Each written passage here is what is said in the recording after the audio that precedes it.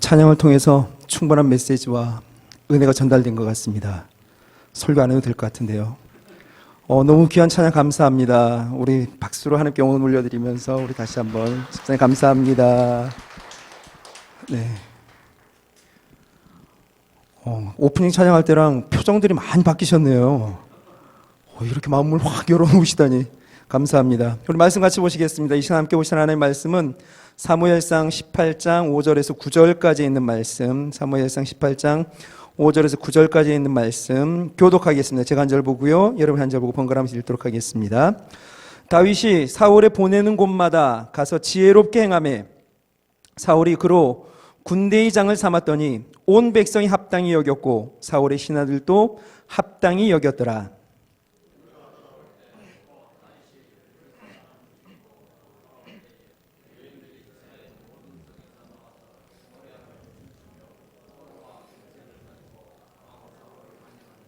여인들이 뛰놀며 창화하여 가로되 사울의 죽인 자는 천천히요 다윗은 만만히로다 한지라.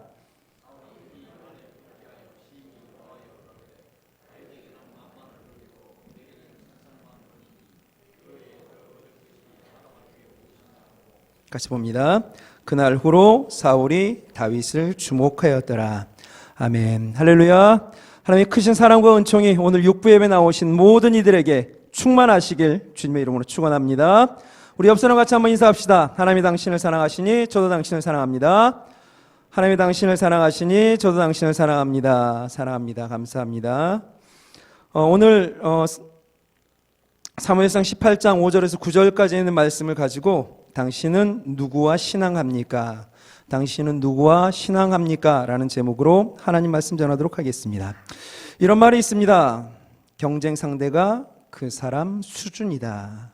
나의 경쟁 상대가 그 사람 수준이다. 사람은 누구를 인생의 모델로 삼느냐에 따라 그 인생이 결정됩니다. 일전에 참 재미있는 기사를 보았습니다. 미국에 살고 있는 한국 교포들 과연 얼마나 잘 살고 있는가. 미국에 살고 있는 한인들 그 교육 수준과 생활 수준은 어떠한가 라는 내용이었습니다. 그래도 한국인, 한국계라고 하면 똑똑하고 뛰어나니까 모두 잘 살 것이라 생각하실 겁니다. 물론 뛰어납니다. 한인들의 학력 수준 미 전체 인종 가운데 압도적으로 높습니다. 2019년 자료에 보면 4년제 대학 졸업 이상 학력자의 경우 한인은 54.4%를 기록하여서 백인 29.3%, 흑인 17.6%, 히스패닉 12.6%보다 훨씬 높았습니다. 교육열이 높은 다른 아시아계와 비교해도 여전히 높습니다. 아시아계 전체 평균은 50.6%입니다. 우리나라는 54%대니까 훨씬 높죠. 중국계 높다고 하는데도 53.4%이고 일본계는 50.1%입니다. 이 중국계와 일본계랑 비교하더라도 고학력자가 많습니다. 그런데 경제 수준은 조금 안타깝습니다. 한인 9명 가운데 1명이 LA 지역에 거주하고 있습니다. 이 LA에 거주하는 아시안인 전체 평균 수입 통계를 보았더니 72,689달러입니다. 이 중 잘 사는 나라, 이민자 어디일까요? 한국일까요? 아닙니다. 인도계입니다. 인도계 평균입니다. 10만 1,591달러. 2위 일본계 9만 5,396달러. 3위 중국계 8만 4,996달러. 우리나라는 도대체 어디 있는 걸까요? 베트남 6만 3,439달러. 한인계는 5만 438달러입니다. LA 한인 가족 평균 소득은 인도의 절반 수준입니다. 속상한 것은 베트남 이민자의 교육 수준은 한인 대졸자의 절반밖에 안 된답니다. 그런데 수입은 평균 1만 달러 이상 차이가 납니다. LA 내 한인들의 사회 경제적 위치는 고학력인데 비해 소득은 상대적으로 낮다라고 보면 됩니다. 그래서 무보험 비율이나 빈곤율도 높습니다. 거주 환경도 그렇게 썩 좋지 않습니다. 공직 취임 등 그래서 주류 사회에 편입하는 비율도 다른 아시아계 출신자들보다 떨어집니다. 그럼 왜 이런 일이 발생할까? 왜 한국계 미국인들이 다른 아시아계, 그것도 우리보다 가난하고 못 산다고 생각하는 베트남, 중국, 인도계 미국인들보다 못 사는 이유가 뭘까? 이를 평가한 보고서에는 크게 세 가지를 꼽았습니다. 첫째, 짧은 이민 역사. 당연하겠죠. 짧은 이민 역사와 중요한 사실입니다. 영어 구사 능력이 부족하다. 그냥 공감됩니다. 두 번째, 이게 고질병이라고 이야기합니다. 명문만 고집한답니다. 아이비리그에만 들어가야 된답니다. 어떤 일이 있다 하더라도 너는 학교를 통하여서 인생을 역전시켜야 된다. 꿈과 비전에 대해 이야기하기보다 그저 간판만 따라오고 강요하는 일이 많답니다. 그래서 그 실력에 못 미치는 이민 2세들이 중도의 학업을 포기하는 사례가 많고, 그리고 또한 졸업했다 하더라도 실생활에 쓸 수 있는 과학 분야나 기술 분야가 아니라 그저 인문계통이라 별로 그렇게 썩 쓸모가 없답니다. 셋째는 옆집 사람을 경쟁 상대로 여기는 문화가 있답니다. 제가 집중한 것은 이건데, 내가 슈퍼를 하면 경쟁 상대는 그저 옆에서 슈퍼하는 사람만이 내 경쟁 상대입니다. 내가 뛰어넘어야 할 경쟁 상대는 그저 옆집 사람입니다. 사람은 대부분 몰려 살지 않습니까? 한인들은 자기끼리 싸운답니다. 그래서 그 수준이다 이야기합니다. 그럼 여러분, 이 땅을 살고 있는 우리의 경쟁 상대는 누구입니까? 여러분과 제가, 우리가 뛰어넘고 싶은 인생의 모델은 누구입니까? 그가 누구냐에 따라 우리의 인생이 달라질 텐데, 아브라함과 같이 축복의 근원이 될 수도 있고 롯처럼 망하는 인생도 될 수 있을 건데, 내 옆에 있는 이웃만이, 동료만이, 친구만이 나의 경쟁 상대라고 한다면 그게 딱 내 수준이 되겠죠. 그들보다 조금만 나으면 됐어, 만족해버리고 많은 것, 그러면 발전이 없을 수밖에 없습니다. 그런데 여러분, 혹시 이런 모습이 내 모습이 아닙니까? 솔직히 저는 좀 그런 것 같습니다. 여러분, 우리가 서 있는 곳이 어디입니까? 우리가 가고자 하는 곳은 어디입니까?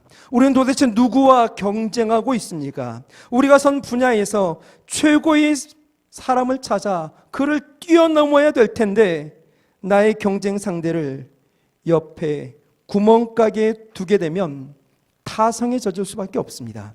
어떤 노력도, 어떤 도전도, 어떤 발전도 없습니다. 그래서 망하는 인생이 될 수밖에 없습니다.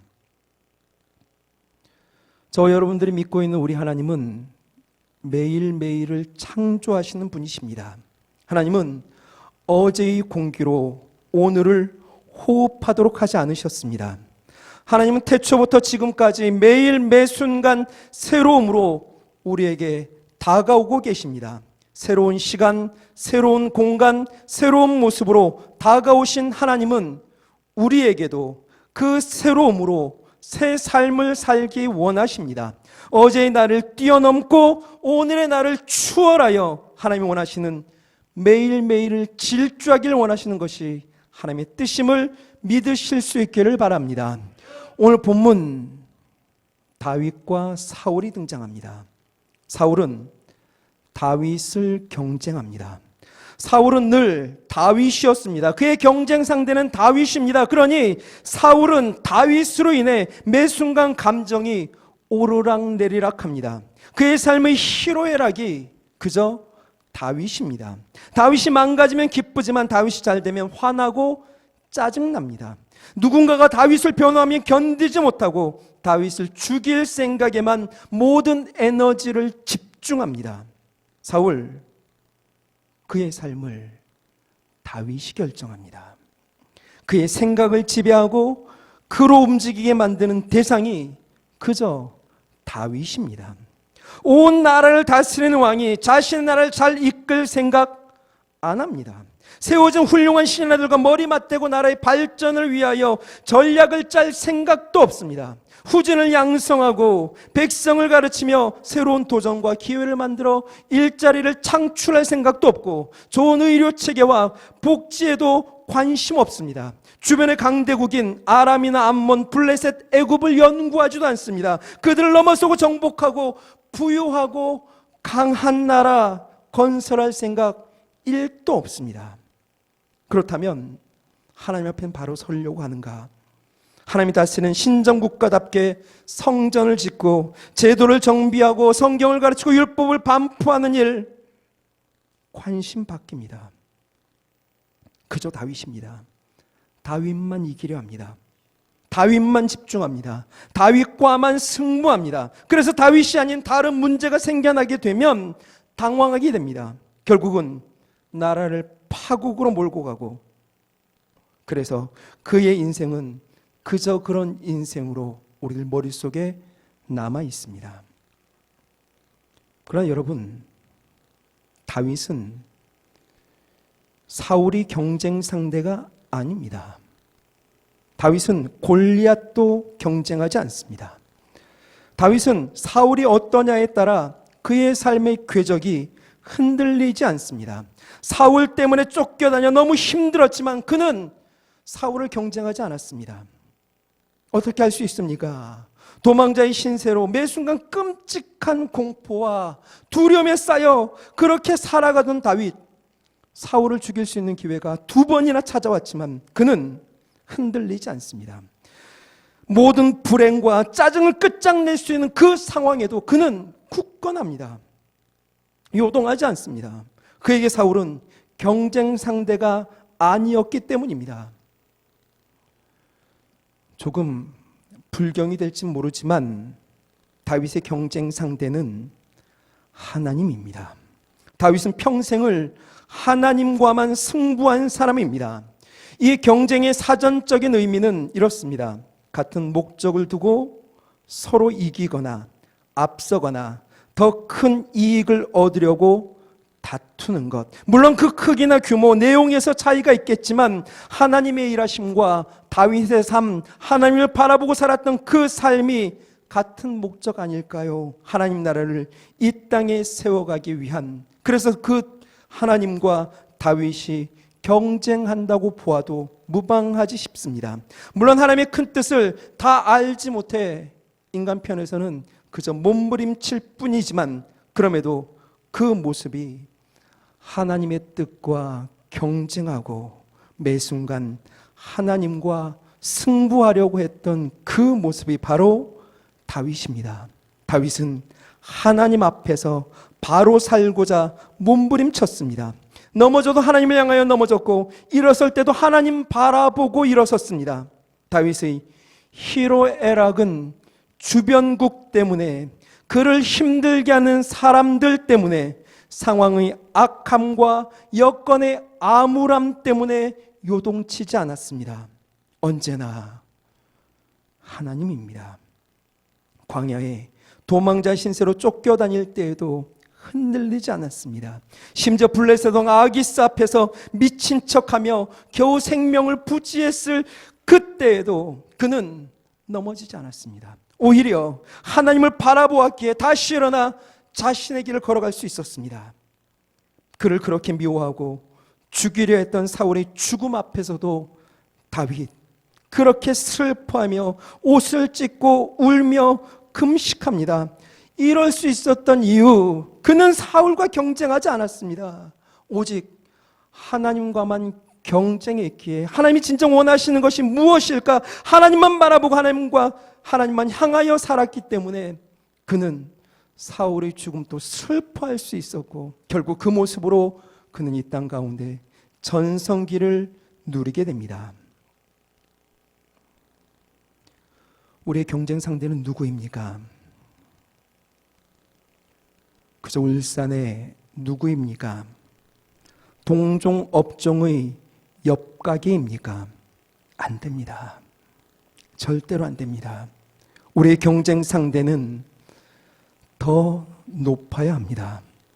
최고와 승부하십시오. 아브라함은, 이삭은, 신앙의 선진들은 옆 사람과 경쟁하지 않았습니다. 아브라함이 롯과 경쟁하던가요? 그들의 재산이 너무 많아 목자들이 서로 다투게 되자 그들이 분가할 작정을 하죠. 서로 떠나야 합니다.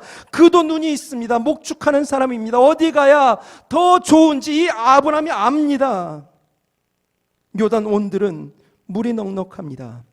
표현 그대로 여호와의 동산 같았습니다. 애굽 같다는 것 그도 눈이 있기에 알고 있습니다.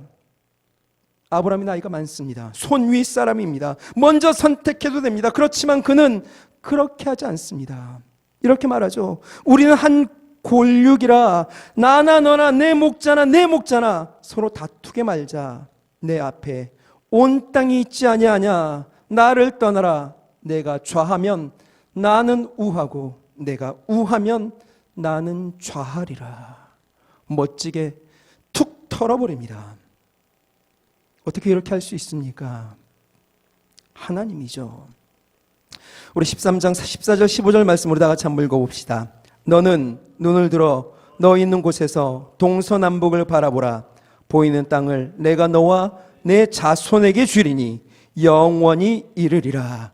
아멘. 이렇게 함께 하시고 언제나 지키시고 축복하시는 하나님과 경쟁하고 하나님만 바라보고 그 하나님 앞에 살기 위해 몸부림쳤기에 아브라함은 롯의 말, 롯의 행동, 놓여진 상황, 여건 흔들리지 않습니다. 그리고 그 하나님과만 승부하여 그 하나님과만 살아 복의 근원이 됩니다. 이삭은 어떻습니까? 광야 그 척박한 땅에서 대충 팔면 물이 나오겠습니까? 일평생 우물 하나만 있어도 먹고 살 수 있는 땅이 광야입니다. 그런 광야에서 제대로 된 도구 하나 없이 인력만으로 우물을 파냅니다. 그렇게 해서 물이 나오게 되었을 때 그랄 목자들이 와서 시비를 걸죠. 이삭, 그 고생을 하고 그렇게 어렵게 얻은 그 우물을 놓고 그랄 목자들과 경쟁하지 않습니다. 에색, 다툼, 신나, 대적함을 넘어 르호봇, 지경을 넓히신 이 르호봇의 우물로 이끄실 하나님을 신뢰하여 뛰어넘어 버립니다. 하나님과 씨름하고 하나님만 바라보고 하나님만 향하여 경쟁합니다. 그래서 이삭도 복의 근원이 됩니다.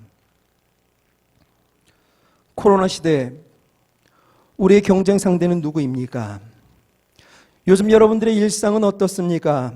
가장 중요한 여러분의 신앙생활은 어떻습니까? 여러분은 신앙생활에 있어 누구와 경쟁하십니까? 거부할 수 없이 우리는 코로나 이전의 일상으로 돌아갈 수 없습니다. 코로나 2차, 3차 유행도 있을 거랍니다. 지금이 우리나라엔 2차라고도 합니다. 진짜 고비는 8월이라고도 이야기하고 어떤 이는 이번 겨울에 전 세계에 다시 팬데믹이 있을 것이라 말을 합니다. 무슨 대책을 세워야 됩니다. 코로나 시대에 신인류가 출몰했답니다. 일명 프로 집콕족입니다. 집에서 모든 것을 해결합니다. 집이 학교와 회사를 대신하죠. 집콕족은 집에 그저 있는 것을 좋아하는 사람만 이야기하는 게 아닙니다. 단순히 집에서 휴식하는 것이 아니라 밖에서처럼 적극적이고 활동적으로 생활합니다. 개강연기, 재택근무 이런 것들을 통해 맞벌이 부부들이 집에 있게 되자 온라인 강의로 집에 있는 아이들을 홈스쿨링하기 시작했고 직장인들은 집을 회사와 같이 꾸며 재택근무에 돌입합니다. 화상회의에 특화된 서비스들이 각광받고 비접촉, 비대면이 대세가 되자 음식뿐 아니라 교과서, 장난감, 농수산물 등도 드라이브 스루 방식으로 전달받고 화상 채팅으로 면접을 진행합니다. 집콕족들은 집에서 홈카페, 홈 트레이닝, 홈 쿠킹, 홈 시네마, 홈 스파, 홈 가드닝, 홈 크닝 등을 시작합니다. 그중 홈 카페, 너무나 다 알고 있지 않습니까? 전 세계를 알고 있답니다. 달고나 커피. 지난 3월 말 검색 사이트엔 에스프레소, 카페라떼, 카푸치노를 제치고 전 세계 가장 많이 검색된 커피가 이 달고나 커피랍니다. 이젠 집에서 모든 것을 다 합니다. 네, 여러분 아십니까? 이상하게도 집에서 모든 것이 다 되는데 홈처치만은 안 됩니다. 정갈하게 옷을 입고 온 가족이 둘러앉아 온라인으로 드리는 예배는 점점 힘을 잃어가고 있습니다. 나중에는 대충 말씀만 듣고 그것도 안 되면 때로는 듣다 덮어버리기가 부지기수랍니다. 시간이 많아졌지만 말씀 읽는 시간과 주님과 대화할 수 있는 기도 시간은 줄어들었습니다. 집에 홀로 있는 시간은 많은데 주님과 가까이 할 시간이 없습니다. 여러분 현장 예배가 닥쳤을 때 어떻게 예배하시며 신앙생활 하셨습니까? 그런데 또 이런 소식도 들었습니다. 저희 교구에 있는 분인데요. 마찬가지로 개인적인 시간이 늘어나며 주님께 더 가까이 갈 줄 알았는데 한없이 게을러지더랍니다. 그래서 이제까지 신앙생활 돌아보면 이 안 되겠다 싶어 억지로 매일 새벽 5시에 일어나 말씀 묵상과 기도로 하루를 열고 계시답니다. 처음은 어색하고 힘들더니 며칠이 지나자 새벽 기도하는 습관이 살아나며 지금까지 새로 온전한 하나님과의 교제를 시작하여 행복하다 간증하는 것을 들었습니다. 또 어떤 분은 온라인 예배 기간 동안 신앙생활에 소홀해지지 않도록 날마다 가족들과 같이 성경을 5장씩 읽고 읽었던 말씀 가운데 와닿는 말씀 5장을 필사하고 있답니다. 저녁에는 감사일기를 가족과 나누며 신앙생활의 기쁨을 함께 알아가는 중이라고도 이야기합니다. 또 어떤 가족은 가족 모두가 성가대의 교사의 차량 봉사의 주일이 더 바빠 한 번 또 함께 같이 앉아 예배드리지 못했는데 이제는 코로나로 집에서 함께 모여 예배하니 매일매일이 감격이었다 이야기합니다. 여러분, 우리가 믿는 하나님은 예배당 안에만 계십니까? 현장 예배가 아니면 온라인 예배는 예배가 아닙니까? 물론 영상 예배가 주지 못하는 현장 예배만의 감동과 은혜가 있는 것이 사실이긴 합니다만 그렇게 모일 수 없다면 한두 사람이 모인 예배는 의미가 없어집니까? 우리에게 신앙은 무엇입니까? 우리는 누구에게 예배하는 사람들입니까? 누구를 위해 예배하는 사람들입니까? 진정한 예배의 의미는 무엇인가요? 실천신학대학원 대학교의 정재용 교수는 코로나 시기를 보내며 이렇게 말을 했습니다. 우리 다 같이 한번 읽어볼까요? 시련의 시기는 예배의 본질과 신앙생활에 관한 진지한 성찰이 이루어지는 매우 뜻깊은 시간이 될 것이며 부족한 부분을 삶의 예배로 그려가면서 하나님과 더 깊이 마주할 시점. 시련의 시기는 예배의 본질과 신앙생활에 관한 진지한 성찰이 이루어지는 매우 뜻깊은 시간이 될 것이며 부족한 부분을 삶의 예배로 그려가면서 하나님과 더 깊이 마주할 시점이 될 것이다. 틀림없이 코로나 이전과 이후는 극명하게 갈릴 것입니다. 삶뿐만이 아니라 신앙도 갈릴 것입니다. 옆에 있는 김집사, 이집사만 바라보고 경쟁하듯 신앙생활 했던 이들은 옆에 김집사, 이집사가 보이지 않는 그 순간 신앙도 보이지 않게 될지 모릅니다. 그러나 모든 순간 하나님을 바라보고 하나님을 인식하며 하나님과 경쟁하며 하나님께 예배했던 사람들, 그렇게 하나님과 승부하며 살았던 사람들은 그 하나님과 더불어 더 깊어진 은혜의 세계를 즐기게 될 것입니다. 우리의 경쟁 상대가 우리의 수준입니다. 우리의 신앙을 지금 코로나가 평가하고 있는 것입니다.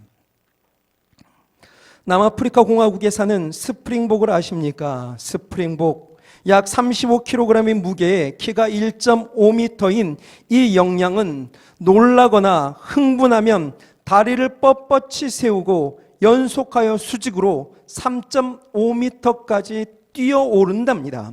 이것을 프롱킹이라고 말합니다. 스프링복은 무리를 지어 생활하는데 가끔 한 놈이 폭주하기 시작하면 서로 흥분해서 단체로 폭주를 시작한답니다. 어디로 뛰는지 왜 뛰는지도 모르고 그저 흥분을 주체할 수 없어 프롱킹하며 뜁니다. 이 폭주는 누구도 막지 못합니다. 그렇게 뛰다 결국 낭떠러지를 만나게 되고 제어가 안 되는 이 스프링복들은 그대로 떨어져 죽고 만답니다. 그럼 여러분, 이 스프링복들은 왜 이렇게 흥분하고 뛰었을까요? 풀 때문입니다. 먹이 때문입니다. 발 밑에 풀을 뜯어먹다가 자기 주변에 먹을 것이 없어진 영양이 다른 것들을 봅니다.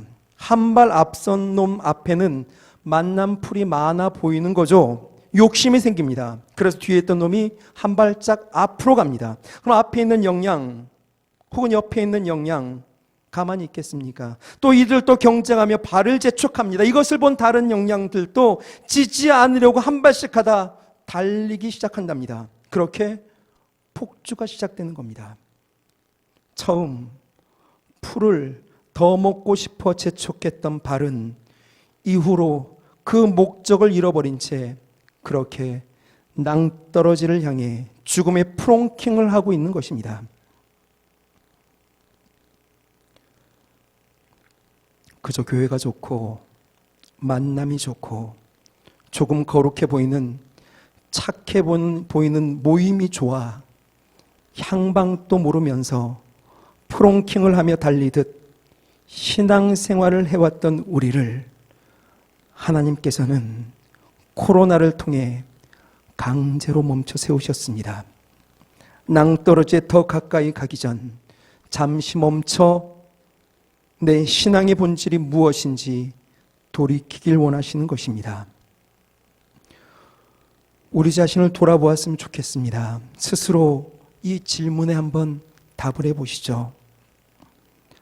당신은 누구에게 예배하고 있고 왜 예배하고 있습니까? 당신이 예배하는 그분은 어떤 분이고 그분과 당신은 무슨 상관이 있습니까? 당신의 예배의 대상은 회중과 시설이 있어야지만 예배를 받으십니까? 당신의 예배는 그분만 바라본 예배입니까? 아니면 분위기에 취한 예배입니까? 예배의 대상이 되시는 그분은 당신에게 어떤 삶을 원하고 있습니까? 말씀을 정리하고자 합니다. 시련의 시기는 예배의 본질과 신앙생활에 관한 진정한 성찰이 이루어질 것이다. 시련의 시기는 예배의 본질과 신앙생활에 관한 진정한 성찰이 이루어질 것이다. 우리는 이제까지 누구와 신앙생활을 했습니까? 왜 했습니까? 속회 식구, 선교의 친구들, 그들과 교회 생활은 같이 할 수 있어도 신앙생활은 하나님과 하는 것입니다. 신앙에 있어, 믿음에 있어 나의 경쟁 상대는 주변의 다른 성도가 아니라 하나님입니다. 하나님이 기준 되어야 합니다. 코람되어 환경에 따라 요동하지 마시고 하나님 바라보며 신앙하셔야 합니다. 신앙은 보여주기 위한 과시가 아니라 살아가는 삶입니다. 예수 그리스도의 살과 피를 나눈 자이기에 우리는 그 살과 피를 또한 나누기 위해 살아야 합니다. 우리는 하나님을 예배합니다. 우리는 하나님을 신앙하고 우리는 하나님을 믿음합니다. 우리의 경쟁 상대는 하나님입니다.